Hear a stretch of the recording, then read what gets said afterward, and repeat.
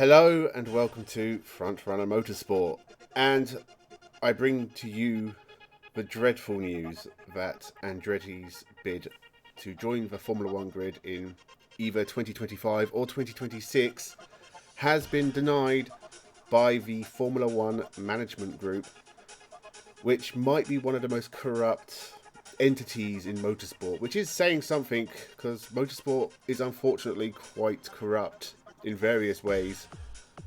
But this is a very short-sighted, disappointing, anti-fan moment in the sport's history.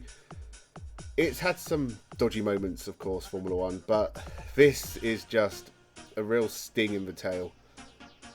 There's no reason to stop Andretti joining the grid.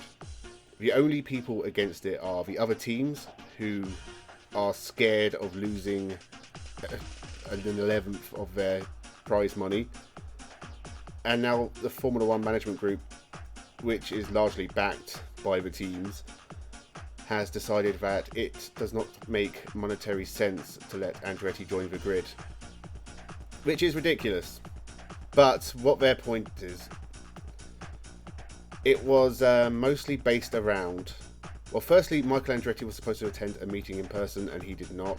I think he wrote a letter answering their questions, and so for formality reasons, that was held against them.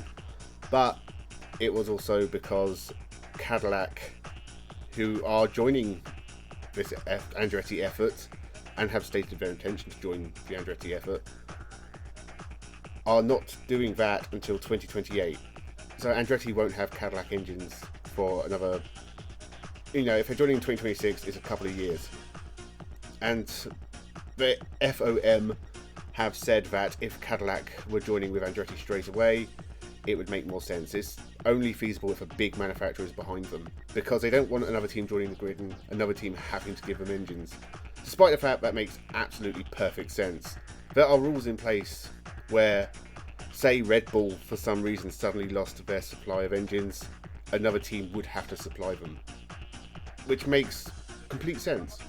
And for Andretti, it makes sense to join as quickly as possible, even without the Cadillac engines, because at least it gives them a couple of years to prepare then. Even if they run around at the back of the grid, it's a couple of years experience in Formula One, it's data, it's, they could send information to Cadillac to help with the engines, everything. But they're not going to get that.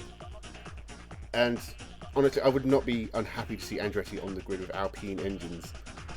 And I can't see the problem. If they pay for the engines, no one's losing out. And the fans get to see 22 cars on the grid. Formula One's in a bit of a rut at the moment. The first race in 2024, will have the exact same grid as the last race in 2023. And I've talked about this before, but I'm pretty sure that's never happened before. It's stale. It's very, very stale, and the calendar is very, very long. Anything you can do to spice Formula One up, you need to take that opportunity, because at times, sadly, it's been incredibly tedious. Some of the Formula One races in 2023 were a real drag to watch. And I felt like maybe I was getting tired of motorsport in general. But then I realised I love motorsport. I enjoy watching almost every racing series I can in the time I have, and I watch a lot of motorsport. And when I'm not watching the motorsport that's on as it's on, I'm watching old motorsport. It's pretty much the only thing I watch these days, which is probably pretty sad and says a lot about me, but I do enjoy motorsport. But this just really leaves a bitter taste in my mouth, because this is the team managers, the money men, the sponsors, the bankers. It's them saying it doesn't make monetary sense for Andretti to be there. And it's wrong. Even the FIA president, Mohammed bin Sulayem, he's tweeted in support of Andretti, and hopefully the FIA can show some backbone and do whatever it takes to get Andretti on the grid, because they deserve to be there. This is Andretti, one of the most successful motor racing entities in the world. They've won in pretty much every series they've raced in. And to say they're not prepared for Formula One is ridiculous, because you've let Haas onto the grid. Why are Andretti any different? Is it because Andretti have been more successful than Haas in other series? Is it because they have a larger framework behind them? I would have thought it makes complete sense for Andretti and General Motors, one of the largest car companies in the world, to be given a space on the grid at the earliest opportunity. It's so disappointing. You know, just to get a couple more drivers on the grid every year, that would be grand. And for Gunther Steiner, the now unemployed Gunther Steiner, to say that Andretti are being saved from themselves, go to your Greggs, get a sausage roll and sit on the couch in your pyjamas, because you are worthless. I never really liked Gunther Steiner, and I wasn't all that sad when he got replaced at Haas. In fact, I made a video about it, and I said it was completely reasonable to get rid of Gunther Steiner. And when he's coming out with idiotic opinions like that, it's for the best he's gone. I don't watch the stupid Drive for Success, whether it's called on Netflix anyway. But if that's the only reason he was kept in the job so long, even with Haas imploding, it wasn't worth it. And it does sort of bring Haas into attention, because one of the opportunities that Andretti have talked about was buying their way onto the grid by getting hold of another team. The only really team that would be available is Haas, because Gene Haas has sort of made noises suggesting he's not that keen on Formula One anymore and he wants out. And obviously, without the FOM allowing Andretti onto the grid, Haas's value has just shot up. So Andretti could buy Haas. It would cost them a lot of money. It might mean they have Ferrari engines for a couple of years at least as well. And I guess they'd buy all of Haas's data and cars and materials. It might not be a bad place to start. But I would prefer to see an 11th team in Formula 1. In fact, I'd prefer to see 13 teams in Formula 1. It was a disaster last time. You let Caterham, HRT and Virgin Manor, whatever you want to call them, onto the grid. They weren't prepared and it went wrong and they all went bankrupt. And, you know, you had people like Tony Fernandez who sort of did make it a joke. They were a laughingstock. And we don't want that again. But I think when you look at Formula One's history, it's built on plenty of chances. You know, teams like Hesketh and Shadow and Williams and McLaren, they're not all like Andrea Moda. They're not all like Colony. They're not all like Eurobrun. They're not all like MasterCard Lola. It doesn't always work, but any opportunity you can to get as many cars on the grid as possible, you should take it. And if I was Andretti, I would do everything I can now to fight this. Get on the grid for 2025. Choose like the most difficult drivers you can think of. I put Jake Dennis and Colton Herta in the car, and I tell them to shove their super licenses up their arse.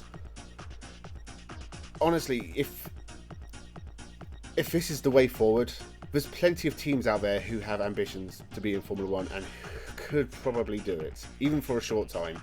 You know, Rodin, who have just bought Carlin, that is a company that is very small in reality, but clearly has a lot of ambition. And I can see them wanting to be in Formula One one day. So are we just not going to allow them to try? I understand you can't, in the modern day at least, just let anyone on the grid. Like Dave with his Formula One car he built in his garage. Fair enough, he probably shouldn't be in Formula One. But Andretti, global Andretti, it's ridiculous. It's corrupt, it's disgusting. The Formula One management group should be completely ashamed with themselves, and they will never be, but I do hope they choke on their money. And I honestly, Formula One sometimes, out of all motor racing series, it's the one that makes me feel the most depressed to watch. Because for the last decade and a half, it's not been that interesting to watch week in, week out. And with the calendar expanding as it is, it does feel like Formula One is on week in and week out when it's on. And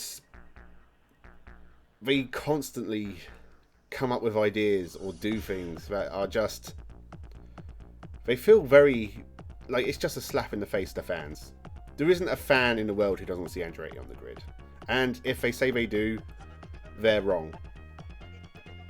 Unfortunately, this has also come out at the same time that Mercedes sponsor Petronas, the Malaysian oil company, wants Sepang back on the Formula 1 calendar. If that happens, it's another sign of just how corrupt Formula 1 is. And my fear is it will happen because Petronas will throw money at it to make it happen. And that's just a way to solve problems. It's not that I don't like Sepang. I actually really like the Malaysian Grand Prix when it was on the calendar. But there's a reason they left. And to go back now, under these circumstances, for that reason, it would be a bad look. And I hope someone realises that. But they won't. So these are just my really depressing thoughts on Andretti being denied entry onto the Formula 1 grid. Let me know your thoughts in the comments below. Hopefully you can spread some cheer more than I can. I'm going to stop doing stuff to camera. I'm going to go back to doing other stuff. There's a One Race Wonder which will hopefully be out tomorrow. The final part of the Brabham trilogy is out on Sunday, hopefully. And I've got plenty of stuff planned for next week and the week after and the week after and the week after. So make sure you subscribe to the channel. Thank you very much for watching and have a good one.